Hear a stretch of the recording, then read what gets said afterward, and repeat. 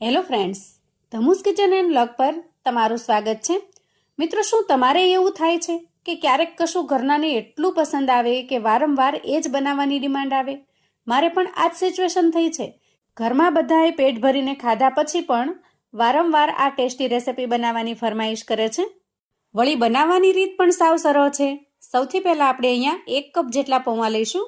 આ પૌવા કોઈ પણ પૌવા તમે લઈ શકો છો. મેં અહીંયા નાયલોન પૌવા લીધા છે. તમે જે બટાકા પૌવા બનાવવા માટેના આવે છે થોડા જાડા પૌવા એ પણ લઈ શકો છો. હવે આપણે આ રીતે એક મોટી ગરણી લઈએ અને થોડા ચાળી લઈએ અને ત્યાર પછી પૌવાને સરસ રીતે ધોઈ લઈશું. એ પૌવાને આપણે પ્રેસ કરીને નિતારવાના નથી, એના અંદરનું પાણી આપણે કાઢવાનું નથી. આ રીતે જ ગરણીની અંદર એને રહેવા દઈશું. અહીંયા 2 મીડિયમ સાઇઝના બટેકાને મેં બાફીને તૈયાર કરેલા છે. એ બટેકાને આપણે આ રીતે ઝીણી ખમણીથી ખમણી લેવાના છે.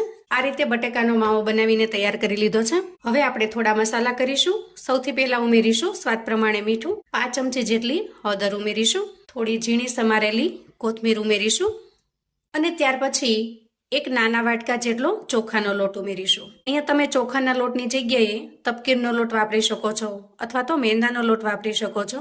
અને એ જ રીતે જેટલો આપણે અહીંયા ચોખાનો લોટ લીધો છે એટલો જ આપણે અહીંયા ઘઉંનો લોટ લીધો છે.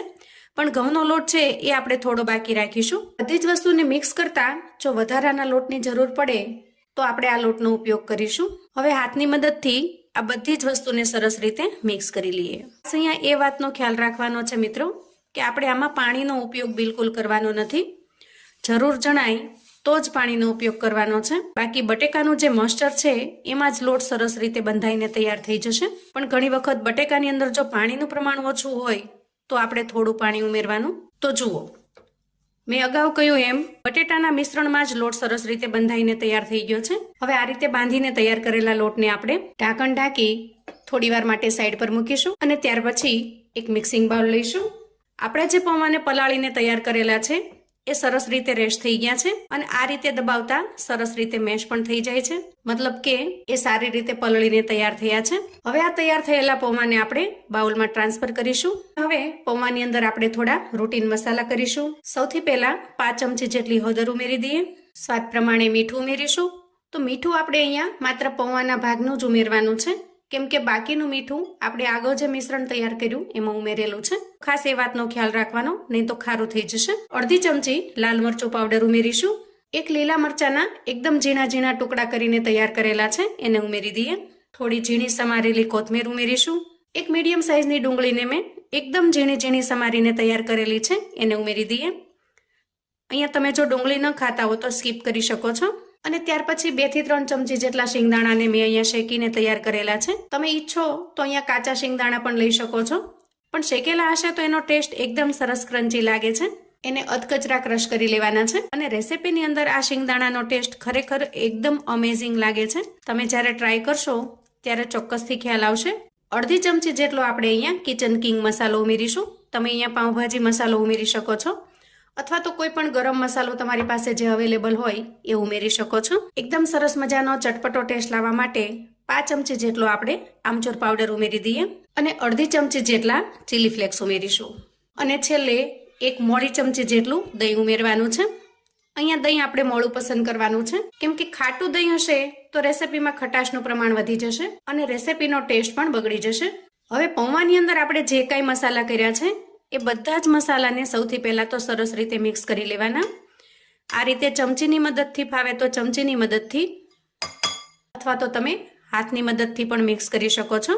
આ રીતે હાથથી મસળી બધા જ મસાલાને સરસ રીતે મિક્સ કરી લેવાના છે. તો અહીંયા આપણે જે કાંઈ મસાલા ઉમેર્યા છે એનાથી આ મસાલો એકદમ સરસ મજાનો ચટપટો, ટેસ્ટી અને ટેંગી બનીને તૈયાર થાય છે.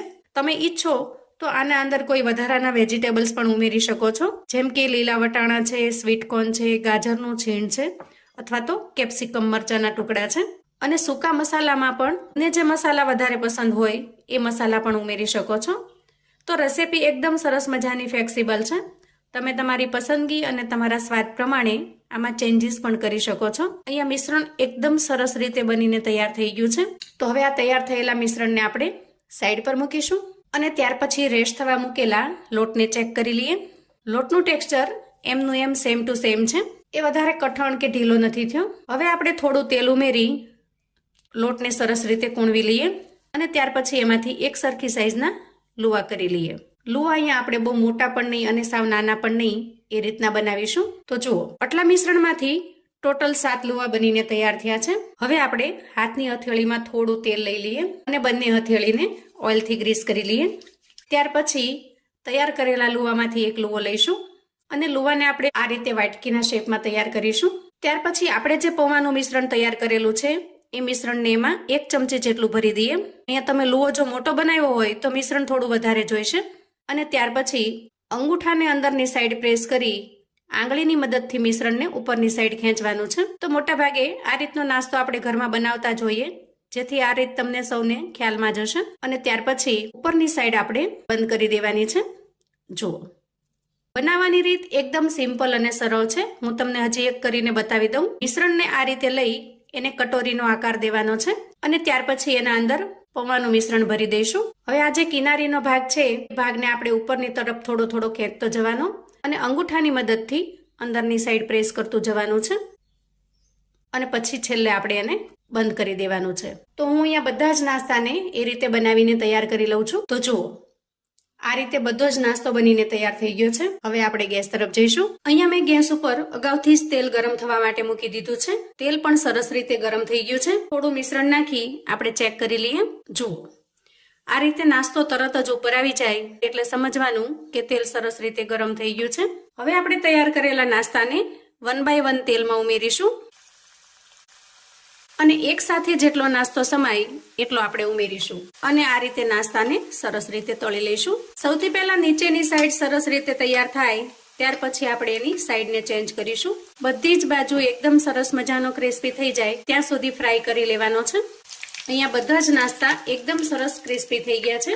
એકદમ મસ્ત ગોલ્ડન બ્રાઉન કલર આવી ગયો છે. તો એ સમયે તૈયાર થયેલા નાસ્તાને આપણે એક પ્લેટમાં કાઢી લઈએ અને હવે આપણે બાકી વધેલા નાસ્તાને તળી લઈએ. તો ખરેખર મિત્રો, બજારના નાસ્તાનો ટેસ્ટ ભૂલી જાઓ એવો સરસ ટેસ્ટી અને લાજવાબ નાસ્તો બન્યો છે. આપણો આજનો આ નાસ્તો ઉપરથી એકદમ સરસ મજાનો ક્રિસ્પી બને છે.